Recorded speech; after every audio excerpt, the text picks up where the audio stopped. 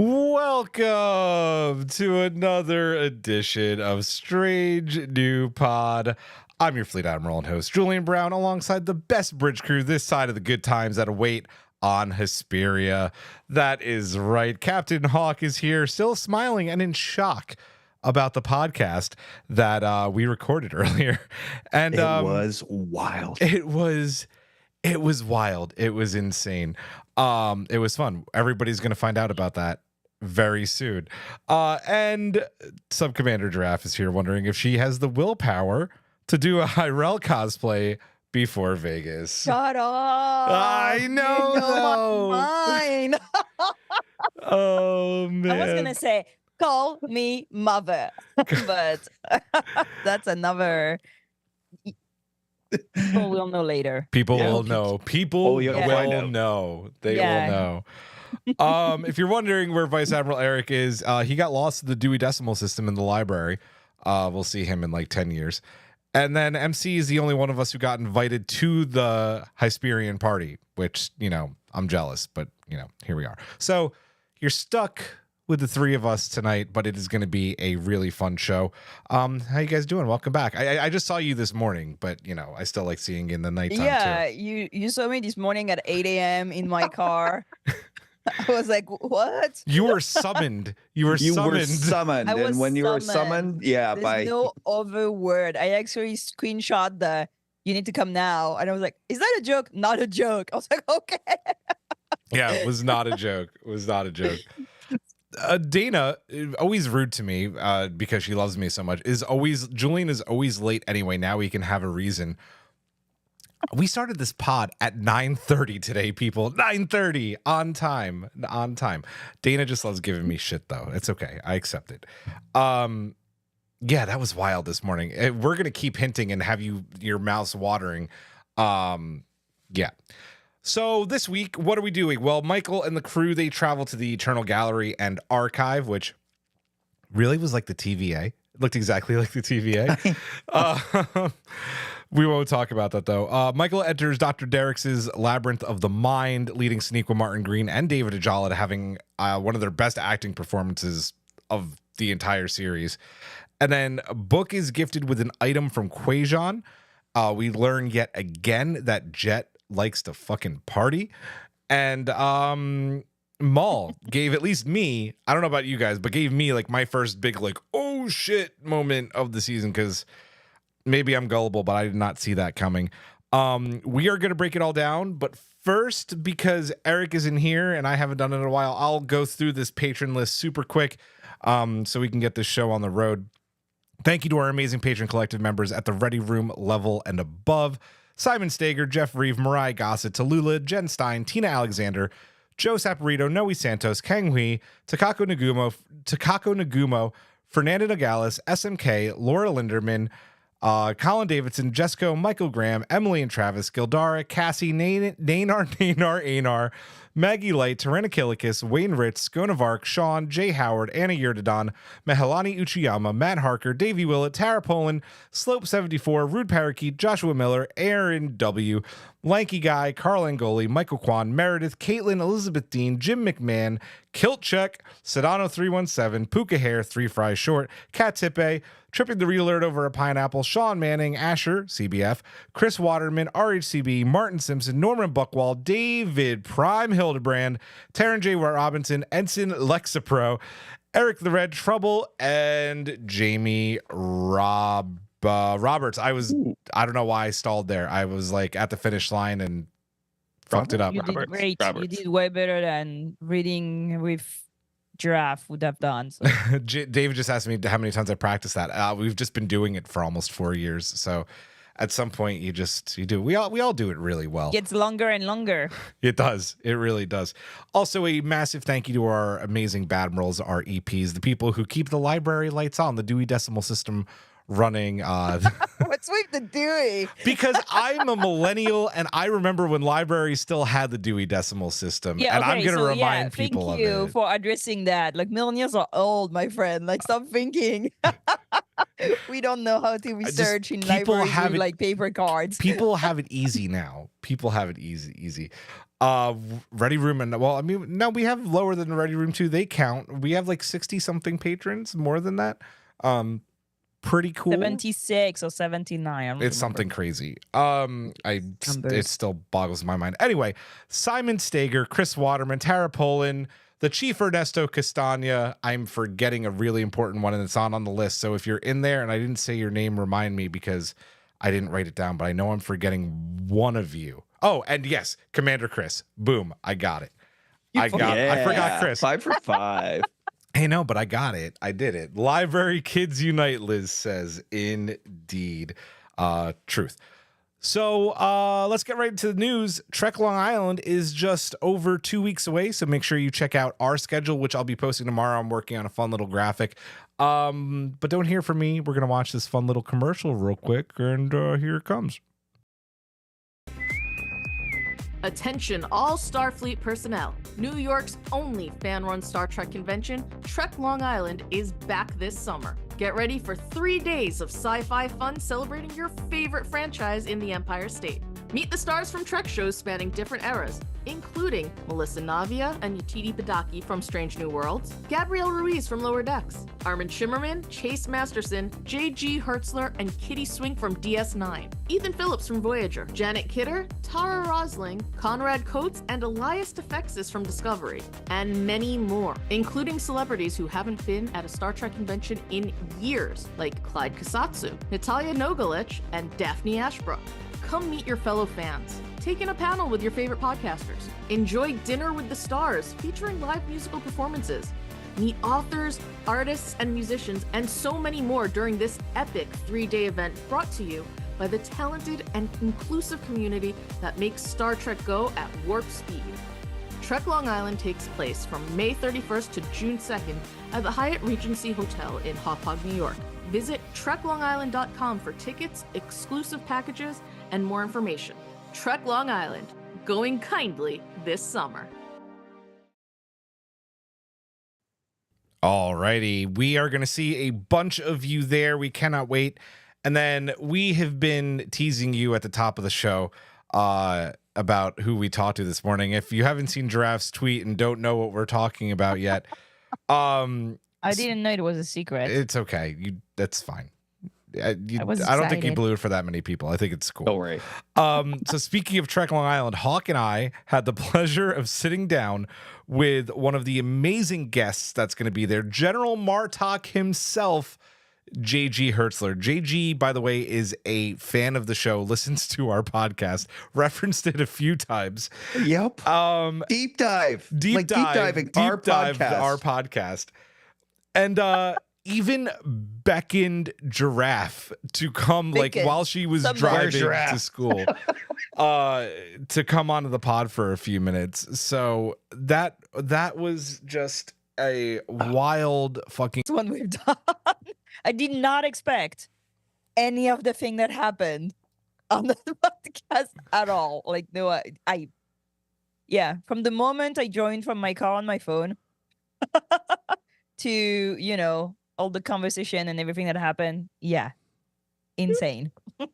It was absolutely wild in that. So, from the moment it started in that, and he's, hey, 74 years old in that. I think he's earned a right to do a little day drinking in that, but he was showing off the beer he was drinking in that. It was like dirty bastard. Wasn't it like 11? It was 11. Yeah. It was Yeah, it's aperitif time. It's fine. Exactly. But he goes so deep into like his own history in that, born in 1950 and that, like he just like casually name drops hanging out with John Calicos and that, Patrick Stewart trying to start up a Shakespearean company in LA with him. Yep. It was wild. We cannot wait for you to hear that. Like I said, it'll be available Monday. I have no idea how I'm going to edit that show. I really don't. I don't blame you. When I arrived, I was like, am I on the right Zoom? You were on the right Zoom. Like, it is some of the talking about. It is some of the most fun I've ever had on a podcast ever. He was just a blast to talk to. So we can't wait for you to listen to that. Giraffe, you have some news. Yes.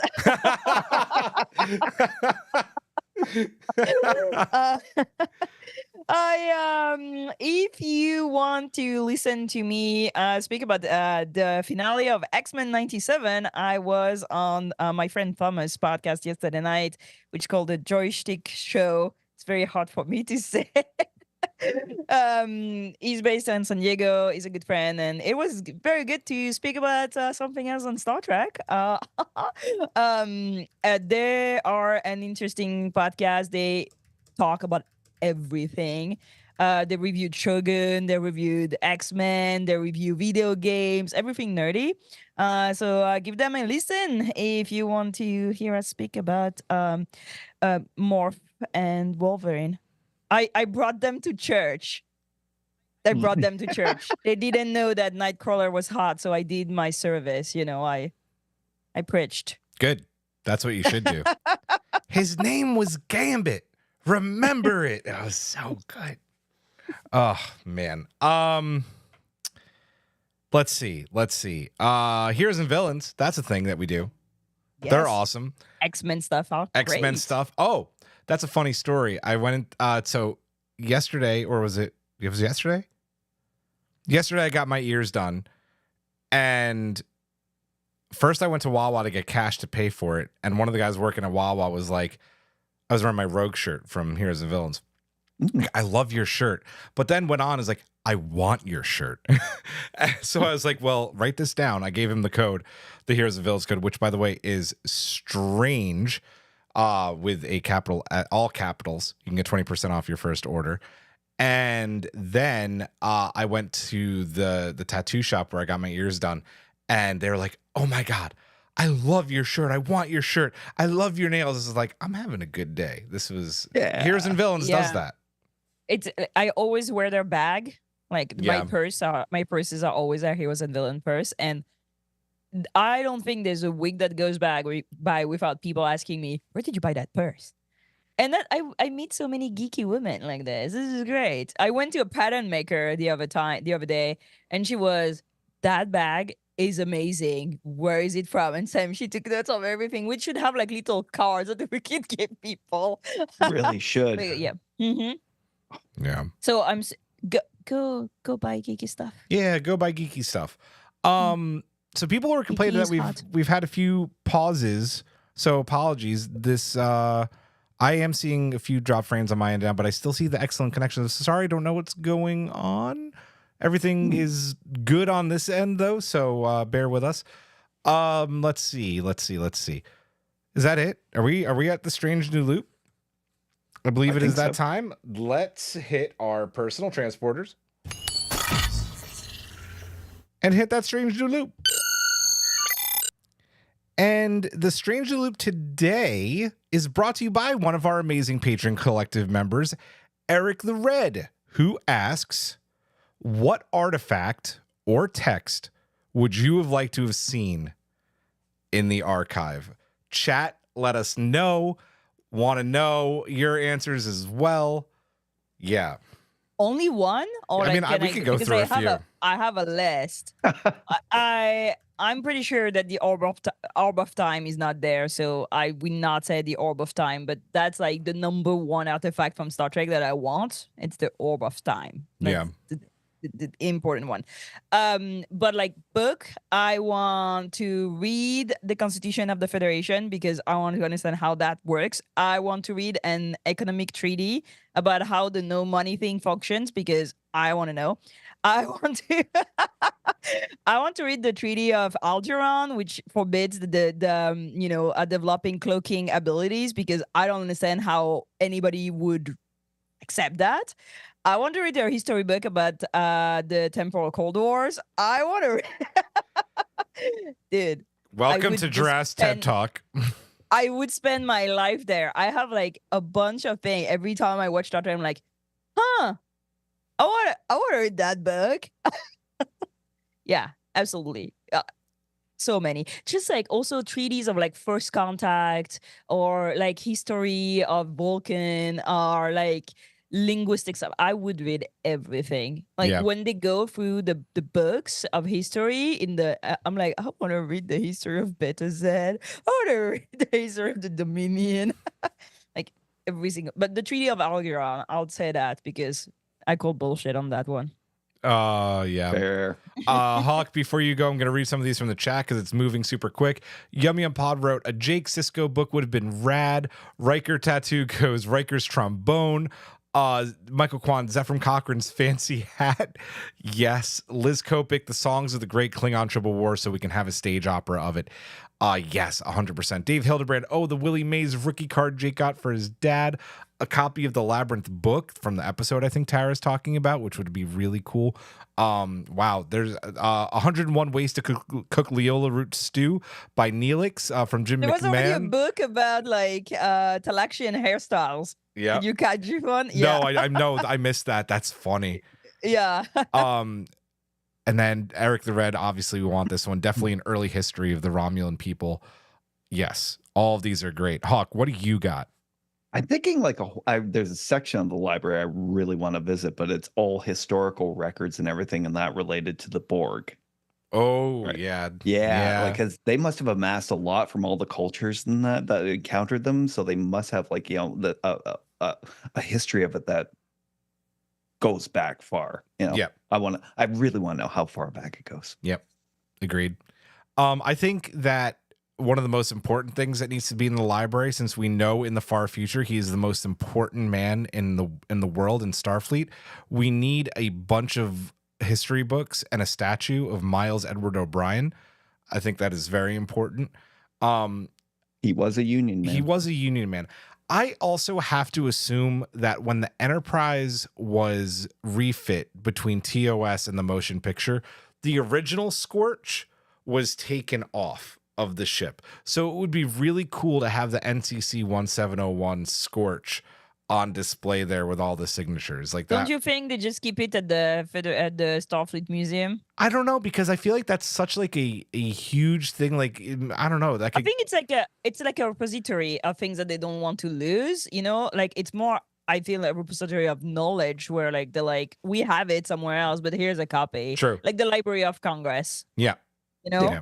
Like just to in case something happens, you have one there. Yeah. Yeah, you guys all went for like Starfleet. I went for Starfleet. Like well, objects. yeah. I was like books. Matt Harker, a copy of the Sphere data. Damn. Yeah. Do you think there's enough room? No, probably not. Probably not. One thing I will criticize about the library is that it was all paper books.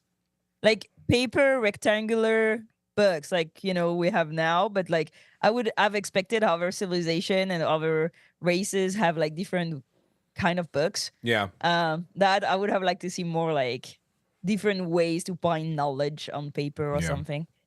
I like the books though. I don't know. I like the TVA of I know. I get what you're saying though. I don't know. Some roles. I'm trying to think of something that's like not Federation that I'd want in there. I don't know. Like I feel like Klingon love poetry. Klingon. Well, I feel like at some point someone had to have found Kalis's Batleth roaming through space when Worf transported it back. We talked about this, Julian. I know. You cannot know it's Kalis's Batleth anymore. You have no proof. I know. Batleth. Listen. You're ruining my dreams, Giraffe. They put an emitter on it so they could like when they find it, they would know. There's a little note attached to it saying this is Kalis Batleth. Right. A certificate of authenticity. Certificate like with a number. Call Worf at maybe 777. the library bought a giant Spock skeleton from the place in Lower Decks, and it's on display there too. The autobiography of Spock. The Treaty of Unification. The Treaty of Unification needs to be in this as well as the autobiography of Spock. I'd read that. Yeah. Agreed. I feel like we could do this forever, but we won't. As much fun as it is. we're getting into our review of episode 508 of Star Trek Discovery. There's only 2 episodes of Discovery Forever left. Oh my God, It's shut up. crazy. I don't know how I feel right now. Anyway, our order tonight for this review will go Hawk, Giraffe, and myself. So we will start with Michael. We have to. For my will is as strong as yours, and my kingdom is as great. You get so many bonus points if you figure out by the end of the show where that quote is from. Upon a really fun I greeting, already forgot the quote. for my will is as strong as yours, and my kingdom is as great. It is Okay. from a film.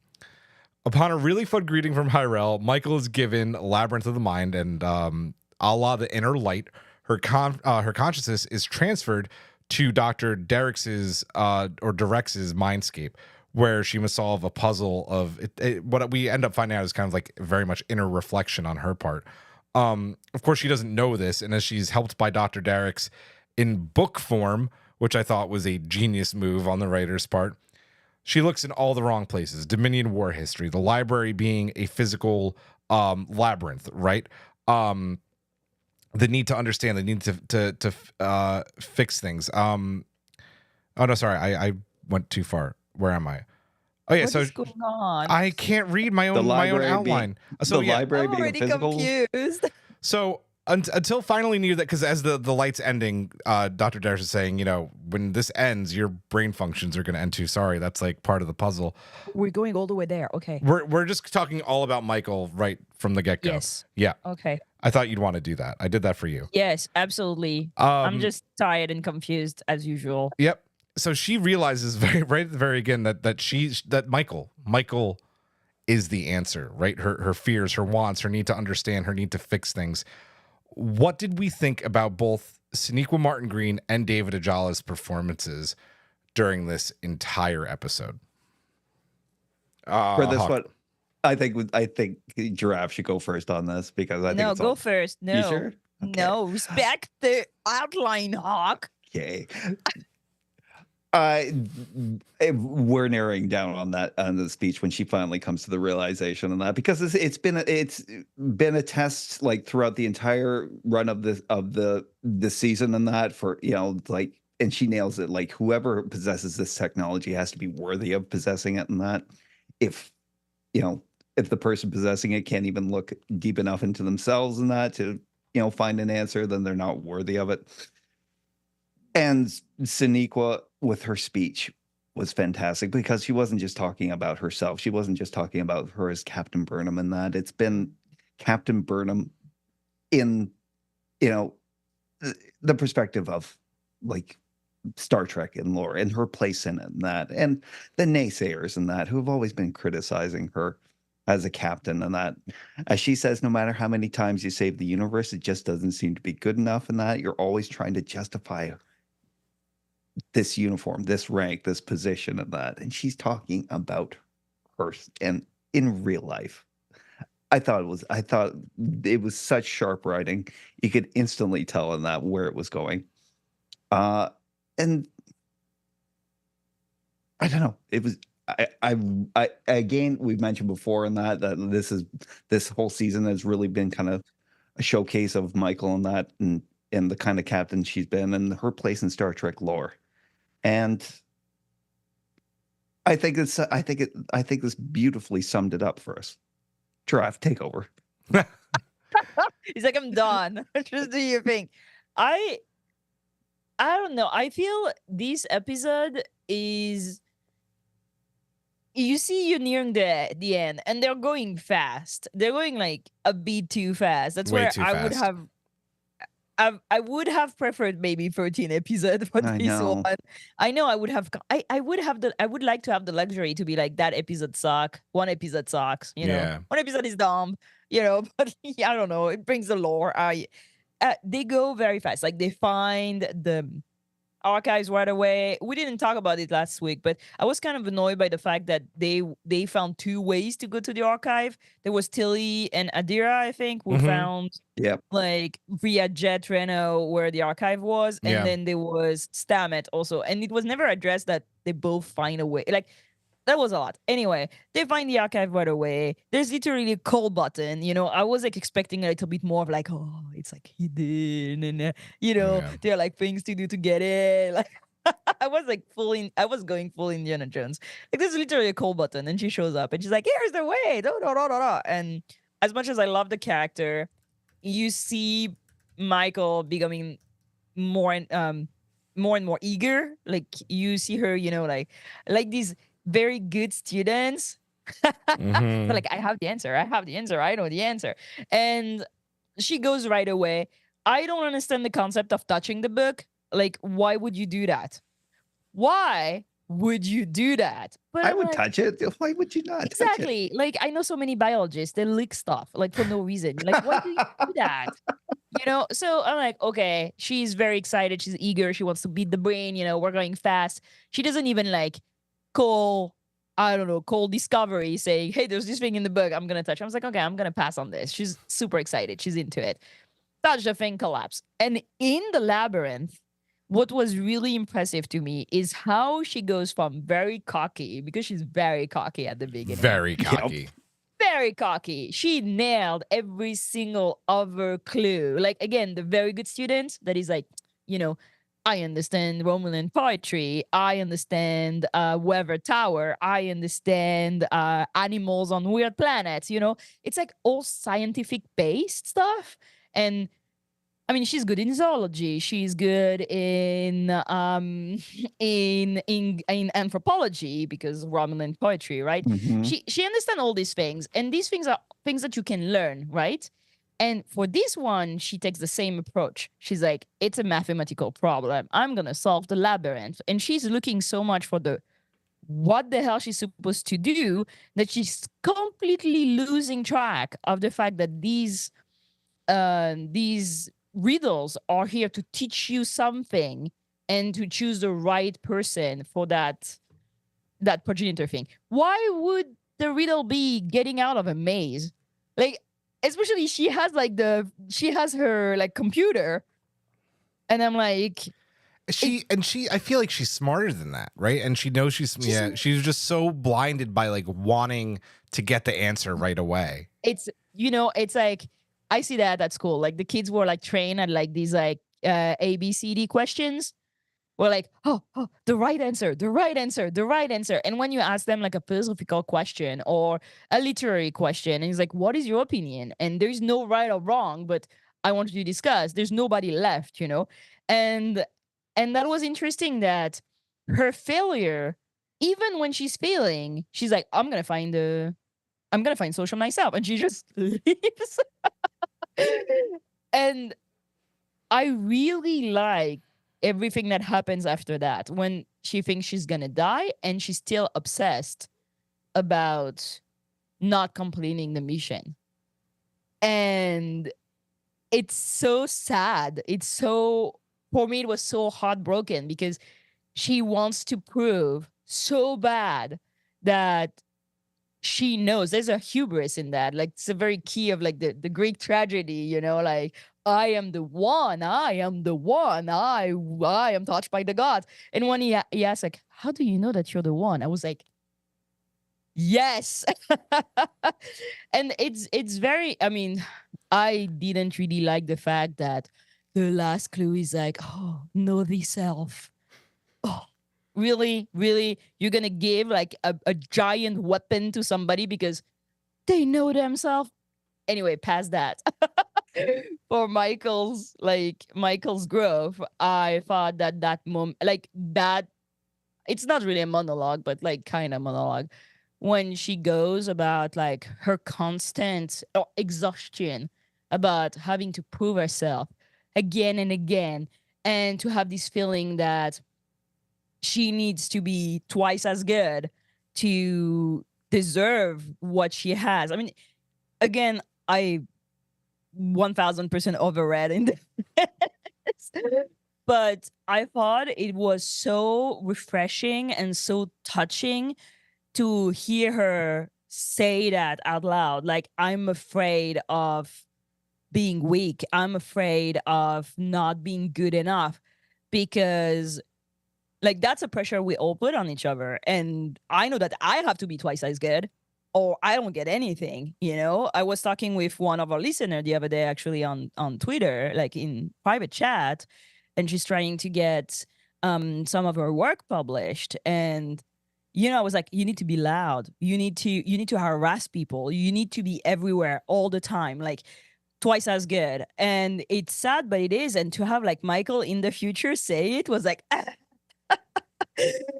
but also you see all the pressure like Sarek put on herself, all the pressure then she put on herself for everything else, and like also her atonement for everything that she perceived to be her fault or whatever she missed. And the moment when she thinks she's gonna die and that's her last thought is the fear that she has of not being enough fucked me up. Jedi Cat put it perfectly. I was sitting on the couch with my computer on my lap, so I couldn't give Michael's speech the standing ovation it deserved. She's so good. Like the trying not to cry, the moment where you see that she's not afraid of death, but she's like, and that's all I get to do. And I feel that's a feeling I really relate to with we don't know. with Oh, All. And it was such an incredible performance. We're at episode 8, and you know all the actors that were interviewed like during the premiere was saying like how incredible she is to work with. And sure, she was good throughout the season, but this moment were incredible. Like so just, so in tune, so perfectly acted. Yeah, that's a masterclass. I can't wait for like whatever happens next. It's funny having finally been in the same room with Sonequa Martin Green and listening to the way that she speaks and the way that she thinks and the way that she does certain things with her face when she's really thinking about something. Because now that I saw that like up close and in person, like it was the same like watching her at the end of that episode, the way she's trying to think about those things. Like it was like what you were saying, Honka, like that scene was just like so Sonequa as well, which I thought was really beautiful. It was like a lot of her coming out, and it was so well done. And yeah, like we all do, like, you know, put pressure on ourselves like that. And it's just like I really like that line that really gets Michael to be like, oh well fuck, is when Not Book says, we didn't ask for you. Like, we didn't ask for you. You know, you're not special. If you are the one that's going to do this, like, you need to pass the test like anybody else would. And I thought that was very, I don't know, I really like that moment a lot, because that's what finally got her to like open up about everything. It was so good. I also have to talk about David Ajala in this episode, who I thought was equally as good, both in having to play himself and having this very beautiful moment that we're about to talk about, but then also getting to play a new character in Dr. Derricks. And just I don't know, there was just something, you know, we always see Sonequa and David as Book and Michael throughout, you know, 3 seasons of this show now, and to get this brand new dynamic, I'm getting goosebumps talking about it. Like, it was so completely different. And yet I don't know how to describe it. I thought it was amazing. And I loved both of their performances so much in this episode. I want to keep going on that, right? Because as Hyrel put it, a place of honor as we keep on Book. She shows him a carving that they were given long ago, a carving from the Quajon world root. And Book is just flooded with emotions after receiving this gift.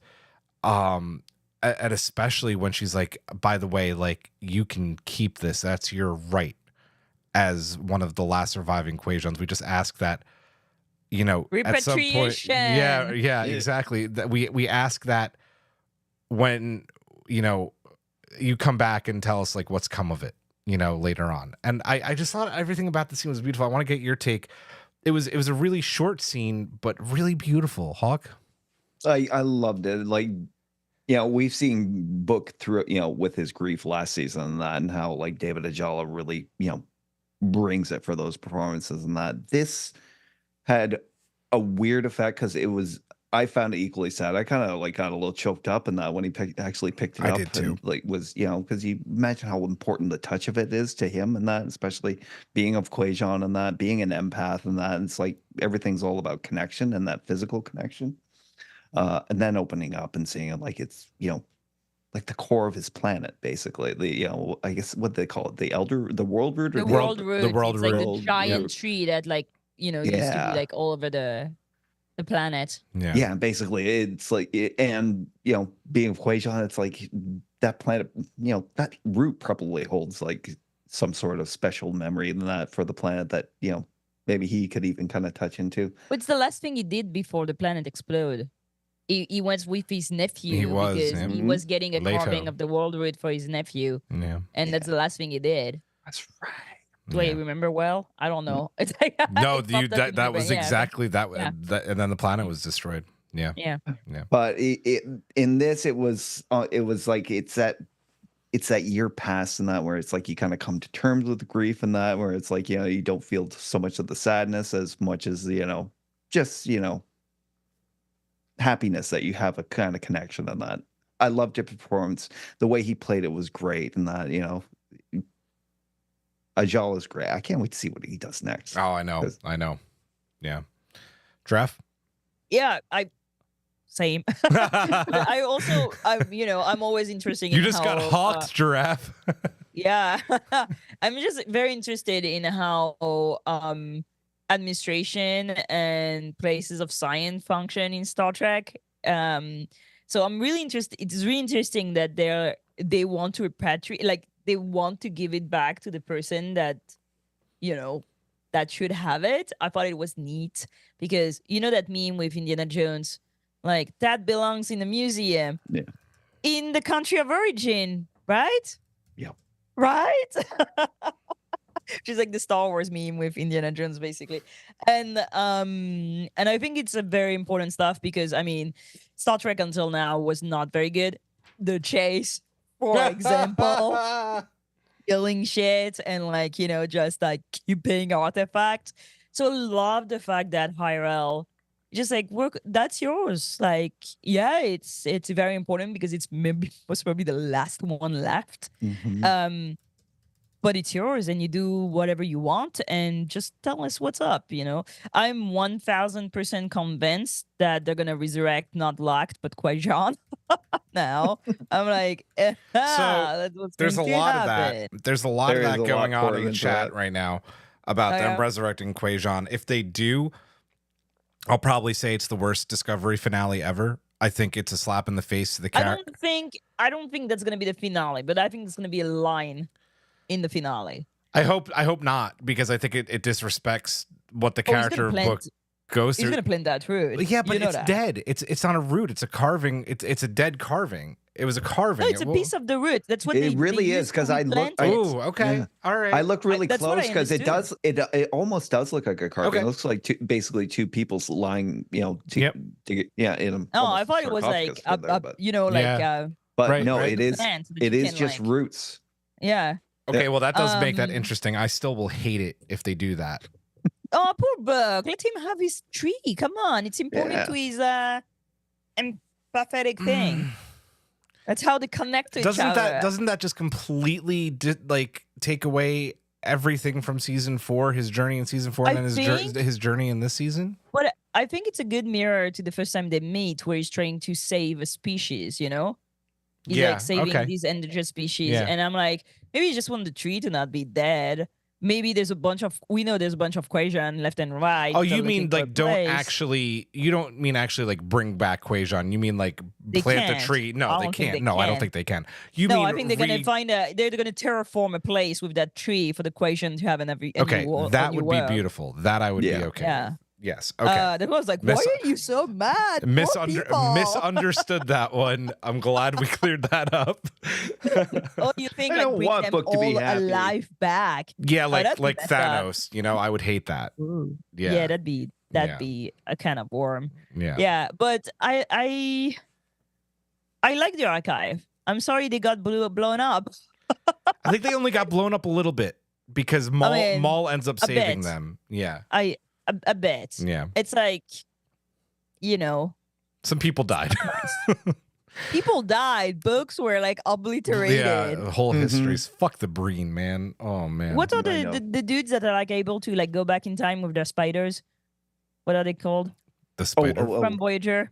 From Who can like manipulate time. I'm like, these guys need to come back and like save the books. I was like, save the books. Red from the What hell? 90s show. It's Oh, you talking about the Crenum? Anyway.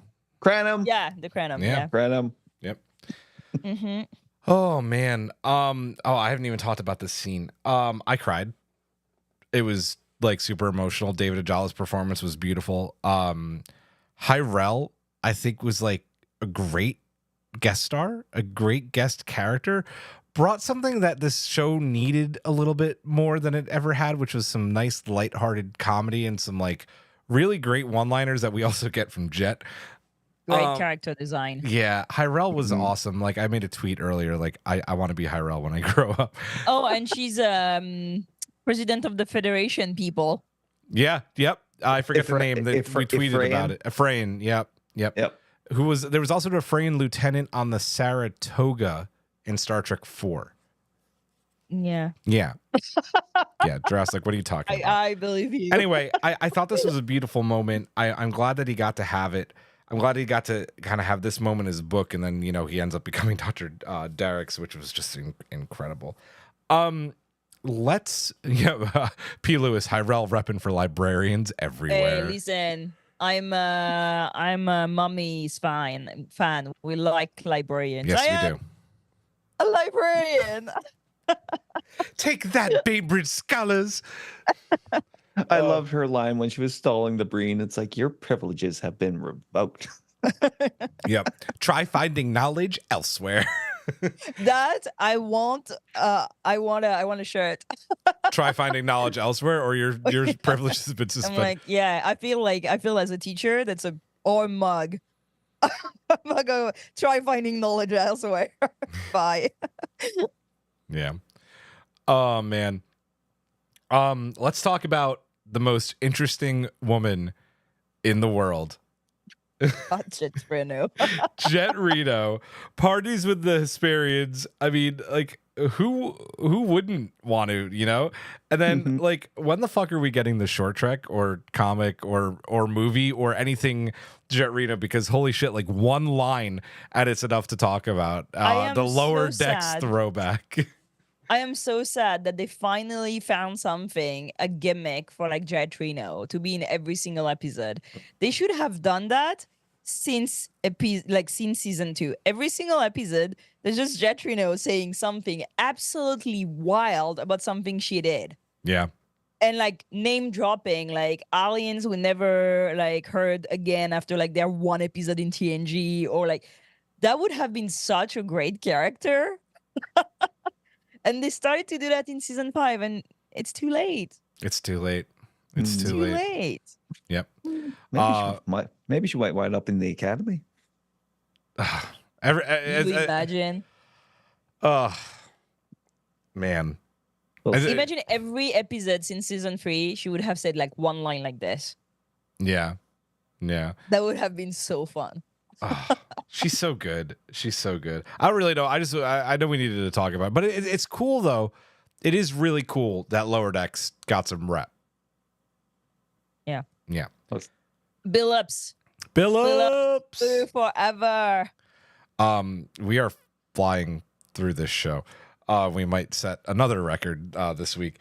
We're on our final talking point already. That's what happens when there's 3 of us. Yeah. Long 45 minutes, damn.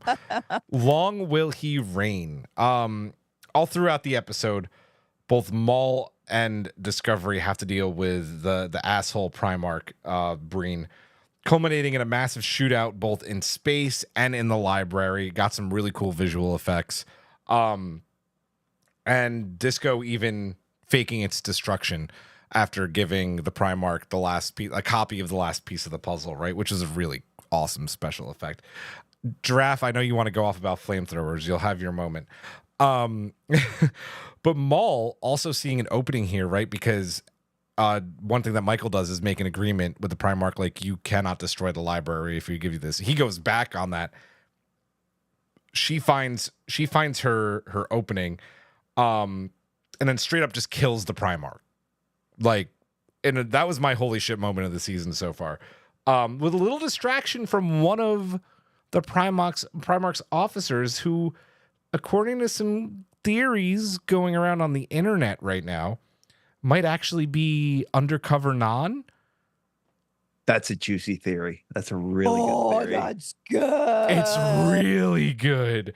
So because that person is not acting right. no, they're not acting like a Breen. Yeah. What did we think about the shocking conclusion of this episode with Maul doing that and kind of taking the lead of this sect of the Breen Hawk? This big shout out to Maul this week, and that I love that this part of the character, and that it shows off her intelligence. It's like in a bad situation where it's like basically one wrong move means death for her, and that if she gives over like the knowledge that she has, Primarch's got no use for her anymore. He's obviously not interested in the Scion anymore, and that because his focus is on the technology, and that would basically just tip the balance of power, not just to the Breen, but to him. Forget about the other factions in the Breen. I think Maul's a big fan of Miller's Crossing because she employed the same strategy here that they do in that movie. If you don't know it, find it, watch it. Turning, basically like she saw like him disrespecting his own culture and that, and you can see like some glances being thrown back and forth between her men and that, like wanting to basically destroy like the library and that with all the Breen artifacts that were in there, and finding out Breen, like, above all, like, they have a really deep rooted respect for their culture, and that him going back on his word, his promise not to destroy the library must have, but I don't like, seeing like one of those guys gunned down, one of his own men gunned down in front of everybody. I thought, oh, she's not going to be able to turn anybody on this. This is why this theory about Non makes so much sense. Giving her that moment, taking out the Primarch and that, and then her rallying everybody around. Big up. I love Maul in this episode. I thought it was a great twist for the character because like this Primarch had the potential to be just a kind of a bland villain, towards the end. So I'm glad they did that little heel turn. Yeah, he also, I know we were kind of talking about this last week, how the Breen are kind of just like another like generic like blood and genocide. That's what we want. But what was cool about this Primarch is he was very much like a caricature, not a caricature, but like very much like a dishonorable Klingon, right? Who like what's his name from Lower Decks in Fog of War. No, not in Fog of War. In the best episode of season 2. Oh, the captain was the captain who was working with murdered. like in the finale, doing everything that like is very anti-Klingon. This guy's doing like very anti-Breen. So yeah. I don't know. For me, it took me a little bit out because you're Primarch, right? There's only 5 of them. We know that much, right? Mm-hmm. So you're a high-ranking officer. You're somebody that's been in politics for a long ass time, right? Read the fucking room, man. Read the room. Like, you're giving your promise like a blood off in front of everybody. Just like, no, fuck it. What did they call everybody? And you just go like, huh? What they call the promise? The test. A Turgan. A Turgan. Okay. Turgan, yeah. Okay. And a turducken. Sorry. Okay. I'm just like, it's too get off my bridge. Ish. I was like, I don't understand why the character does that. It's a bit too much. Like, also, oh no, we're gonna destroy the archive. Like, dude, you have the point where they should be going. Move your ass there. Like, it just. For me, if it were like a general, like a random guy, like with one shape, I'd be like, it is a dumbass with too much power. But one of the Primarch was like kind of weird. But I guess it helped the plot. I just didn't really like buy it. I was like, meh, okay. And are we continuing on this? Yeah, No. please. Oh, and I'm gonna do MC's work. But again, Maul is like, I am the wife. I am here for luck. And I'm like, my woman, like you have everybody at your butt now. Like girl boss a little bit. I was gonna I'm just like, at this point, he's dead. Like, I don't know. I'm kind of not with her anymore. You know what I mean? It's been too long now, and she doesn't have any agency except like bringing him back. I'm like, you have a lot of power right now. She's lot. literally the leader of that sect of Breen right now. Yeah, she can and I'm make a just claim like, to the throne. exactly. Yeah. And I'm like, girl, like, let's go. Like, no dick is that good. And I was thinking, I'm keep like being bothered because I'm like, I feel she's like a poor metaphor of something, and I could not put my finger on it. And now I realize that she's very Joan of Arc. Yeah. And like the haircut, first of all, I'm like, okay. And then there's this thing that she does it for the heir of the throne. I'm here to like bring the real heir of the throne on the throne. And I have like this divine protection because I have a divine weapon, and I'm going to lead the troop to get the weapon that will bring the real heir. And I'm like, that's fucking Joan of Arc. Doesn't Joan of Arc get beheaded? She gets burned at the stake. Burn. So, I mean, there's 2 episodes left.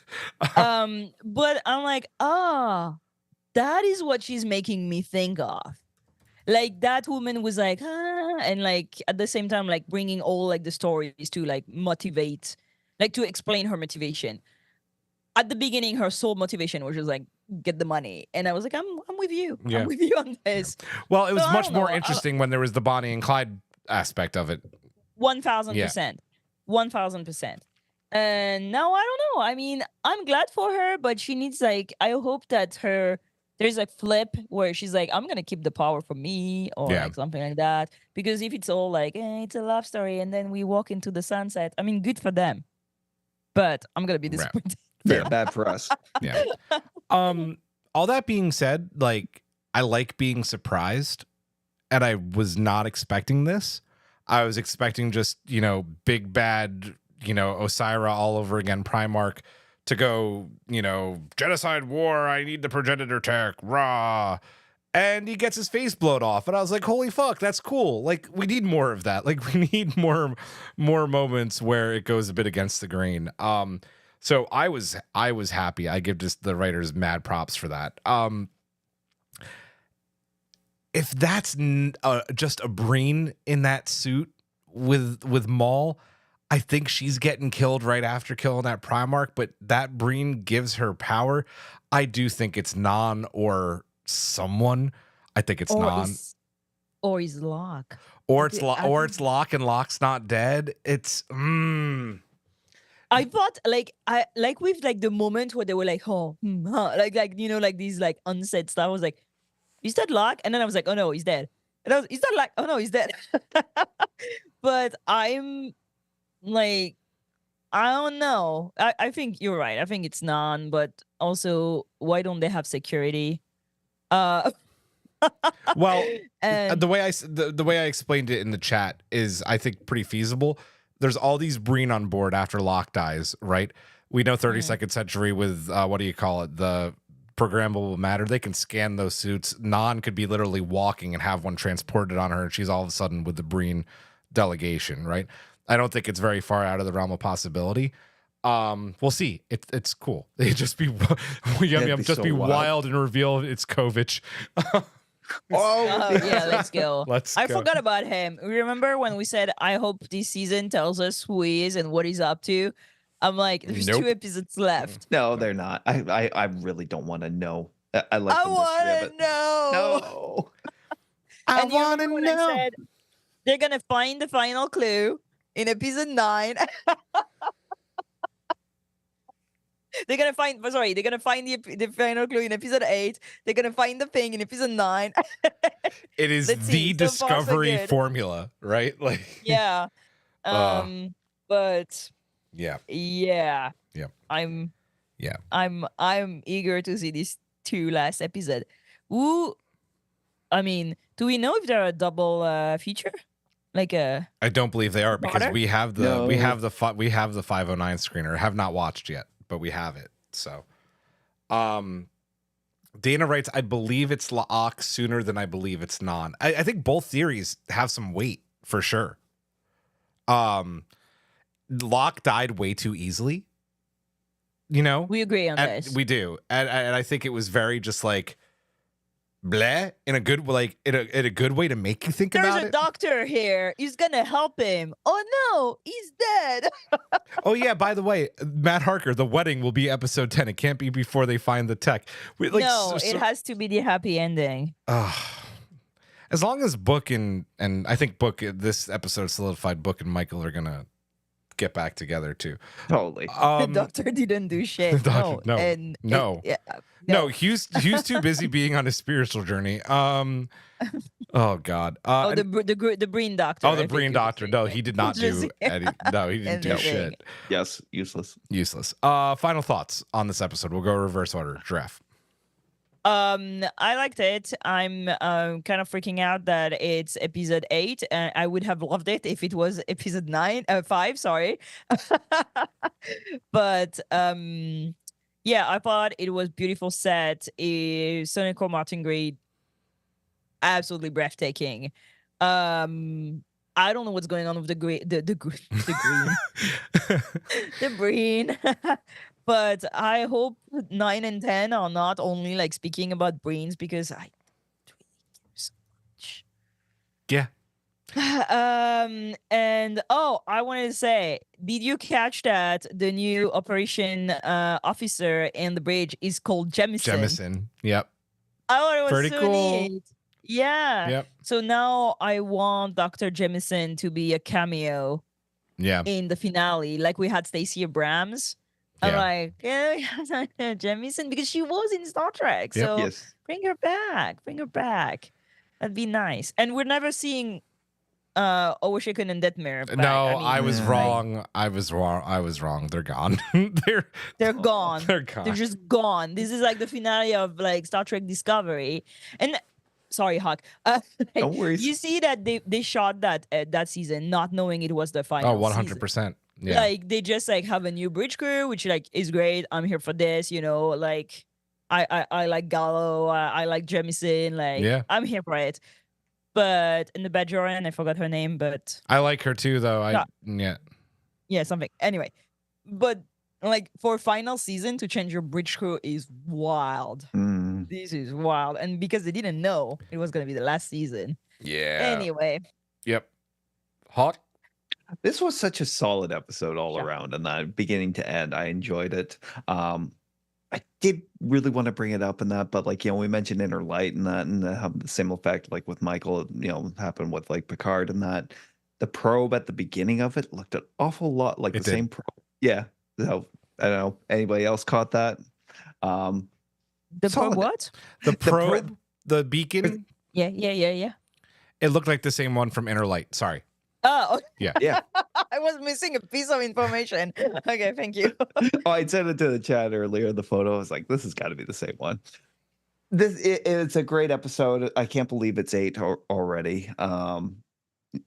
2 more episodes and that's it. So, like, but again, this was a great way of like, you know, building up more. They found the final clue. I love the whole library and the whole idea of the mind trap. Yeah. Performances all around were super great. Yeah, solid episode. I can't wait to see. I really hope this is the point I get a little worried in the season and that when it's like this close to the end and that, and then If we're there like were just 4 stick more the la- episodes. Yeah, If there- stick- 4 more. I know. I'd be so much. I'd be feeling so much better. I know. Stick the landing. So that's kind of where I'm at right now. I was actually like looking forward to the end of the pod to talk about this. This was like, it was a solid episode. Love the library. Hyrel was a highlight. The performances were amazing. I loved her. It was the High rail highlight. yeah. I'm here for it. It's fun. Unintentional, but I'll take it. I have to say that I'm not convinced. I'm worried and I'm disappointed because it's just like I am at that realization that there are 2 episodes left of this show. And I really fucking hope that one of the surprises Alex Kurtzman's talking about is a Discovery movie, because for them to go out this way, if this is how it's going to end, and listen, I have no idea what's happening. Section 31 is a Discovery movie for me. Fair, but like a real Discovery movie, like I don't care if it's in the theaters or a Paramount Plus, like as long as we get. Yeah. I really fucking hope, and listen, like I haven't seen the finale, so maybe I'll change my mind in 2 episodes. But right now, I really, really hope this isn't our last journey with this crew, because if we are, the episodes have been good, but it's disappointing because there's pieces missing. And every episode is a reminder of that. I mean, we've literally had next to no Saru this season, and he is part of the lifeblood of Discovery. Mm-hmm. Let's see what happens in 2 more hours of Discovery. I really hope at the end there's like a coming in 2026, 2027 Star Trek Discovery, the movie part 1. They just have to. We'll see. That's where I'm at. This is a great episode, though. They've all been great episodes. It's just not there. Yeah, the great number 5 episode. Yeah. They're great number 5 episode. That's a great way to put it. Yeah. But right now, yeah, I'm stressing out because I feel like we're gonna have more Breen, and then what is left? Like, yeah. Do we get the wedding? Do we get to know Kovaches? Do we get to go back to Hotshot Academy dude with Tilly? Like, where's our Shekun and Detmer? Like, I have so many questions. Yeah. Michael Kwan wrote, I think with 10 episode streaming seasons being the industry standard, just get used to disappointment, to which I completely disagree. There are really good 10 episode seasons of television. Lower Decks. It was Lower Decks. If you want, I think what is the gold standard right now, go watch every single episode of X-Men 97. That show is perfect. Fallout. There you go. I've watched already 2.5 seasons of Shogun 10 episode, incredible, full story, character development. You know nothing at the beginning of the story, and at the end you're like broken and crying for them. Yep. For All Mankind, an hour or more episodes in every season for each episode. Like, no, I think 10 like you could do 10 episodes, but Discovery has never done well at this 10 to 15 episode like era that we're in. They've just never been able to perfectly pull it off. So we'll see what happens. I could be proven wrong in 2 more weeks. I said the same thing in season 3, and I said the same thing in season 4. Here we are again. I don't want to like bring the mood down because, like, again, these episodes have all been very good. Yeah. Let's get to this. To answer Michael Kwan, oh yeah, go ahead. Shogun is not narrow at all. Like, I had to rewatch every single episode twice because I was like, what? Not narrow at all. It's very, very thick. Layers upon layers. Layers upon layers upon layers. I need to rewatch it just because sometimes I'm like, oh my God, I think they were talking about this like 3 episodes ago. So yeah, no, not narrow. I think though Michael Kwan was saying that Lower Decks was narrow and focused. I don't know. I'll check Shogun. So yeah, that's what I was answering. Yeah. Okay, cool. Let's do it. Subspace to pull and mailbag. Lieutenant Christopher, open a channel. Channel's open. And Hawk, you are always the poll man. So hit the poll for us, please. All right. We asked Trek Twitter what they thought of Labyrinths, and this is what they had to say. 64% said love a good book. 14% said a page filler. 11% said what the high rel. And 11% said send me to the dungeon. I think it's more of an oubliette. I think it's more of an oubliette. I have a TikTok. I have a TikTok coming out about the dungeon tomorrow. Look for it. Oh, I love that so much. Draft, can you keep on going with Matt Harker. Yeah, by the way, Matt, if it's in the outline, so okay, so he changed his score to an 8 for the end Draft. Okay. Just wanted to tell you that. Matt Harker wrote, while I enjoyed Michael's self-exploration and Book's diva persona inside Burnham's mind, I felt the episode made a few too many leaps, especially at the end with Maul ending up in command of the Breen ship, which apparently was unscathed. Matt with the difficult words. By the Badlands. It would have been fun to see the archive fight back. Yet another new helpsman and no scene of Zora. True. Nice touch giving Riz the con and actual dialogue. Are 2 episodes enough time to find creation, bring back luck, resurrect Quajon with the roots, and have a wedding? Labyrinths was just okay for me. 8 out of 10. There we go. I mean, 8 is not just okay, Matt. It's true. Eric the Red wrote, this episode was amazing. The archive was a neat concept, and the archivist was a fun character, Hyrel. Michael's test and the answer of know thyself is a classic story, and I'm glad it was incorporated here. Her discussion over her fear of failure over the fear of death resonated with me, and it seems like it was a conversation that was long coming in her character arc. It seems like the test hints that she won't be giving the tech to anyone, including the Federation. The Breen stuff was okay. There are interesting parallels to be made between them and the Klingons from Season 1. Maul taking over the ship by appealing to Breen culture was an interesting move, agreed. Rayner had some good moments in temporary command. It was nice to see, but it was really Reese that was like I know, in right? command. So Reese of the Reese, con, yeah. Reese, Because yeah, Rayner Reese, and Book were like they kicking went to ass. yeah. Buddy Cop comedy. It was really cool. It was really great to see Reese in the chair. Also, Reno helping Adir and Paul figure out how to defeat the Breen shield tunneler. Going to be interesting to see how the season ends with the Chase 2.0. Take that back. Take it back. Can you continue on with Troubles, please, Hawk? Trouble wrote this: if this season doesn't end with Discovery using the Progenitor's tech to basically Genesis Project Quajon back into existence so Michael and Book can live out the rest of their days in a magical forest romance, I'm going to be so mad. This episode was really... I love Michael's self-exploration as a solution to find the last piece of the puzzle. I'm starting to seriously dislike Maul after this, though. Just felt like she was just looking to start problems, but yet has a moral compass when it comes to promises to Starfleet.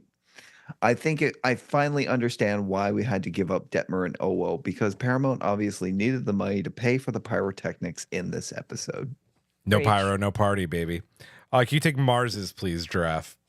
Mars wrote, I really like this episode. It was giving edge of my seat the whole time. The Labyrinths of the Mind journey really hit home for me. The idea that we cannot logic our way out of our feeling has a very personal connection. The realization in Michael that she cannot hide from her feelings makes her such a real and actualized character. I love more and more with with every passing episode. I loved her knowledge of Breen protocols to ensnare the prime ensnare. Thank you. The Primarch, and then Maul picking it up to become Breen Queen. Yes. Breen Queen. Big snaps. Woo. Just waiting for the insurrection machine to get Quasion back. Oh, boy. Oh boy. Oh, boy. See, my idea was not that bad. Yeah. I'll take it home with Chris's, who wrote, the acting this season has been bananas good. One would need an archive in order to become descriptive enough to complement the skills we are seeing. I don't like how Maul has turned out and the kind of scared teenage love story crap Remind me of cheesy Marvel stuff. You take that back. There's a lot I've enjoyed, but I'm sad now because I could see what they were setting up for season 6. It would have been so good. Spin-off series ideas, Mallrats. Get off my bridge. Sorry, dude. Sorry. Oh, man. Folks, 2 episodes left. 2 episodes left. That is going to do it for this one. We will see you next week at 9:30 p.m. Eastern time for the penultimate episode of Star Trek Discovery. For Hawk, for Giraffe, I am Julian. Live long and prosper. Majram, sarcastic Vulcan salute. Good night.